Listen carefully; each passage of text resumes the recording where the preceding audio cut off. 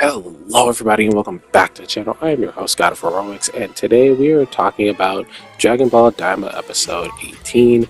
I'm gonna pretty much blitz all of the beginning stuff because there is a glaring thing that everybody obviously wants to talk about, and something that I definitely want to talk about because I've been talking about it for the past couple of days with some people, and I want to give my opinion on it as well and why I think the way I do about it. I know a lot. We'll get into it. Anyway, if you like these type of review videos, please like to subscribe to the page and hit that notification bell so you can be notified to all future uploads. So this episode begins where the last episode 17 basically ended, Goku turning Super Saiyan 3 and his aura basically no diffing King Goma's attack.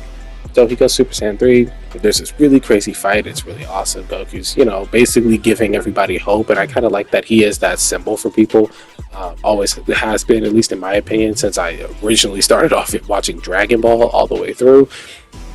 And anyway, Goku starts fighting Goma. He's getting his hits in, getting some good dodges, blah, blah, blah, blah. And then everybody jumps in. They're still jumping him, even though it seemed like this was going to end up being like a solo dolo type thing. But no, everyone's still jumping in and giving their assistance, helping out where they can. And then Majin Buu actually does this really interesting thing. Actually, a lot of interesting things happen here. So Goku starts powering up and, like charging full power Super Saiyan 3, and Buu sees this. And then he starts powering up too, but then he kind of like imitates Super Saiyan 3 by stretching his body, like the back of his head, into like the Super Saiyan 3 style. And I think it looks funny, but also like a little cool, because I mean, the Majins, or at least Buu and Buu, have like this elasticity with their body, and I think it's kind of cool to see him use that in this way to like change his appearance rather than just like stretch for like punches and kicks and stuff. It was pretty entertaining. I enjoyed it. Anyway, everyone's still jumping King Goma, and he basically puts everybody else on ice and knocks down Goku. And then this seems like it's kind of the end of the fight, but everybody's kind of gonna get their second wind. I thought this was gonna be like a part where like Hybis or somebody would find like the bag of Medibugs that Goku had, and start giving everybody basically the Sins Beans or the Revive Bugs. I think that's what they were called. But no. So Neva, the Namekian, he walks up to Goku and imbues him with magic. Now, a lot of people say this is kind of a random thing with no explanation. What it looked like to me was kind of like how he powered up Tamagami number 2 when he was fighting Vegeta. He put him in like his strongest form, or overheated him rather. It seems like Neva has a magic ability, not his only magic, but one of his magic abilities seems to be able to like pull out dormant strength from people, I guess. So think of like how I'm gonna call him Super Kami Guru, how Guru was able to basically unlock some of Gohan's dormant potential back on Namek. I think of it like that, but like the fully mastered version. So he uses his magic on Goku and pulls out this huge well of dormant strength within Goku while he's in his Super Saiyan 3 form, just laying down, knocked out. And this power wells up in Goku and seems to push his Super Saiyan transformation even further, getting the titular Super Saiyan 4, or why I think the internet has been calling primal power. Basically, it seems to me that since Goku's a Saiyan and has the Ozaru transformation and like that Saiyan rage within him, it seems like all of that was brought forth. So it's kind of like a way of like bringing that great ape form, but still maintaining a base form. So in a way, I think, in my opinion, it does stay more or less true to what it requires to use Super Saiyan 4, but kind of like in a weird workaround. I know not everyone's gonna agree with me, but that's just what it looks like to me. He like finds that dormant power from the great ape and then brings it forward within the Super Saiyan 3 transformation, pushing his Super Saiyan form to like a new transformation, if that makes sense. I don't know if that makes sense to you guys, but that's what it looks like to me. They'll probably explain it better in episode 19. But anyway, Goku hits Super Saiyan 4.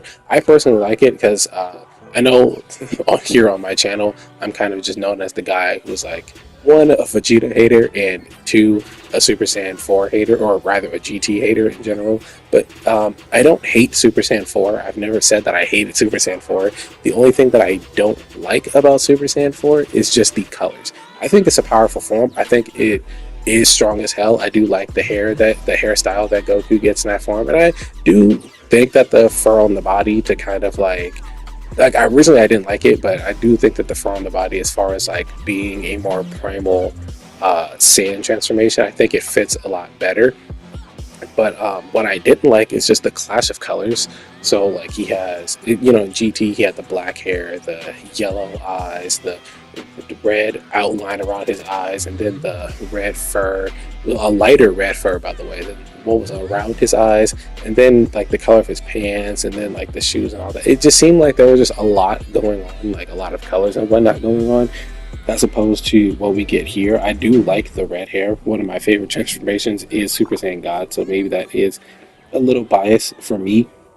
But the red fur and the red hair matching really pull it together for me, and then they match with the red around his eyes, still pulling that together for me. And now his eyes are red, not yellow. I can say I did like the yellow eyes. It was pretty cool. If this form had yellow eyes, I'm not sure how I would react to it, but I think it's cool, mostly because if we are bringing out that primal great ape form, they did have red eyes. So like great apes just have red eyes in general. So I mean, it would have been. I think it would be kind of cool if, like, when we see like him really rage in this form, if his eyes were completely red.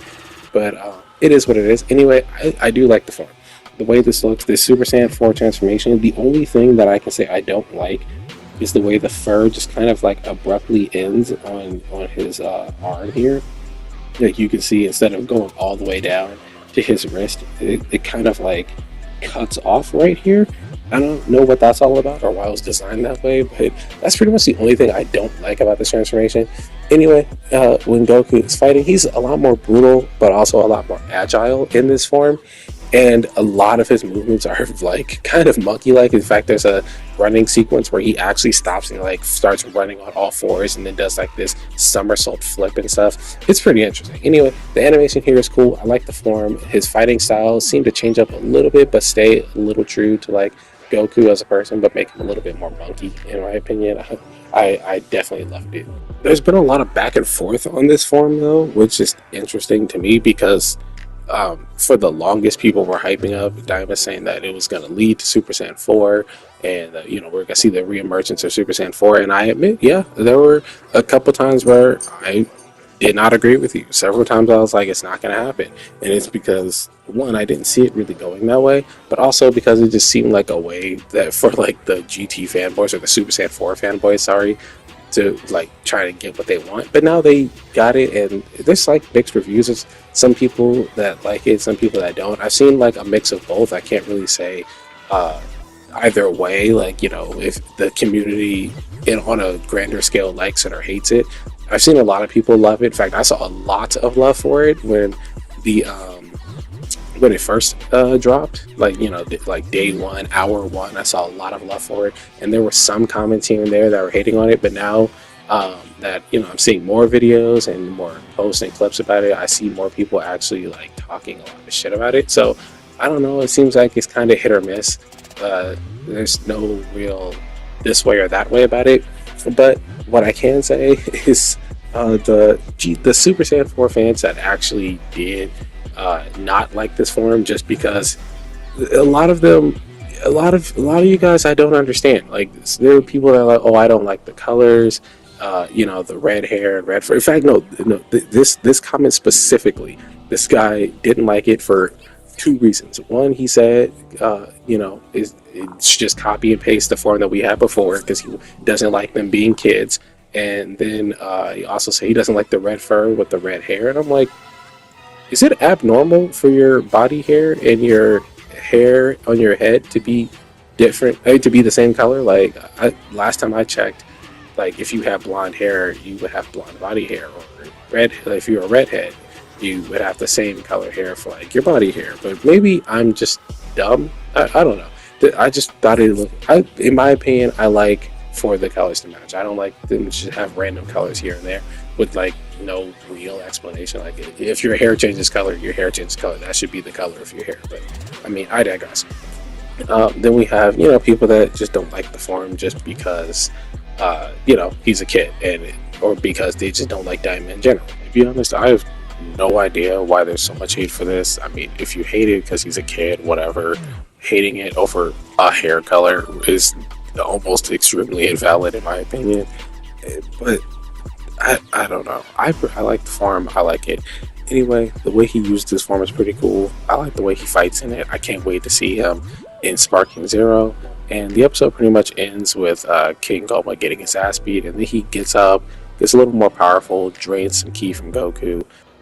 I forgot to mention, while they were fighting Supreme King Goma, while they were fighting him, everybody was jumping him. After Goku got his Super Saiyan 4, Glorio learned how to use ki. He saw Goku charging, and he decided to copy it, much like how Do copied using ki when he saw Tamagami 1 do it. So Glorio knows how to use ki now.